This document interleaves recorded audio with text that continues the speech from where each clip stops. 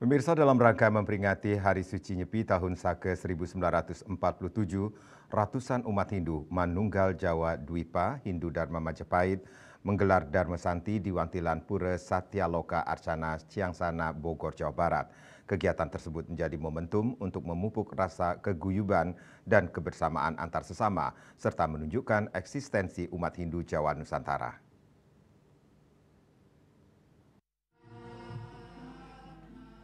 Bertempat di Wantilan Pura Satyaloka Arcana Ciangsana, Bogor, Jawa Barat dalam rangka memperingati Hari Suci Nyepi Saka 1947, ratusan umat Hindu Manunggal Jawa Dwipa Hindu Dharma Majapahit menggelar kegiatan Dharma Santi.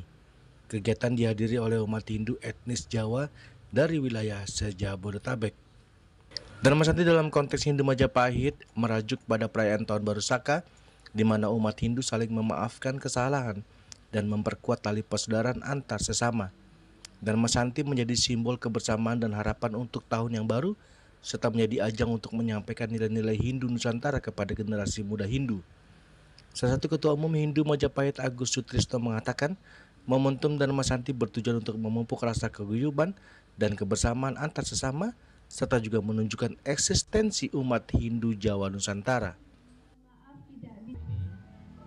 Masyarakat khususnya umat Hindu Manunggal Jawa Dwipa Hindu Dharma atau Majapahit bisa saling guyup, rukun, bisa saling silih asa silih asuh, saling berkumpul merayakan Hari Raya Nyepi Tahun Baru Saka 1947 dengan penuh dengan kebersamaan tentunya, karena tujuan dari Majapahit Nusantara adalah menghubungkan saudara-saudara Hindu Jawa di seluruh daerah, khususnya yang berada di wilayah Jabodetabek, dan tentunya Majapahit berharap umat Hindu dimanapun berada bisa menerima kehadiran Manunggal Jawa Dwipa untuk kemajuan Hindu, khususnya yang ada di Nusantara, di mana Hindu di Nusantara merupakan suatu anugerah dari Tuhan, bahwa Hindu merupakan salah satu ajaran yang bisa menerima semua unsur lokal jenis yang ada.